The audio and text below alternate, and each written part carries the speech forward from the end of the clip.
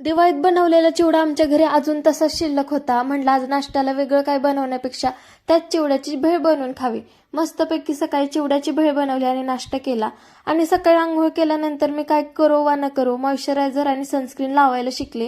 ही माझी नवीनच सवय झाली. आधी मी बिलकुल असलं काही करत नव्हते आणि घरात असल्यावर तर अजिबातच करत नव्हते. असं मला वाटायचं आपण तर घरात असतो, कोणच आपल्याला बघणार आहे.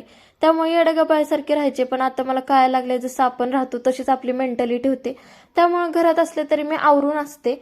आणि किचनमध्ये गेल्यावर खूप पसारा पडलेला, त्यामुळे भांडी घासून आणि मी तुम्हाला एक गोष्ट सांगते, असल्या थंडीत जर तुमच्या घरात कोण भांडे घासत असेल ना, जर तुम्ही त्यांचे पाय धरले पाहिजेत. कारण असल्या थंडीमध्ये भांडी घासणं म्हणजे खूप मोठं टास्क आहे. भांडी घासून झाल्यानंतर दुपारी मी मस्तपैकी झोपी गेले. कारण असल्या थंडीत दुपारची झोप खूप जास्त भारी लागते. संध्याकाळी तर मला रांगोळी काढायला जायचं होतं, कारण आज दत्त जयंती होती आणि तुम्हाला माहिती आहे ही मूर्ती पण मीच कलर केली आहे. आणि त्यानंतर ना आमच्या कॉलनीतल्या प्रत्येक बायकांनी एक एक काम वाटून घेतलेलं. त्यात मला रांगोळी काढायचं काम वाटायला आलं.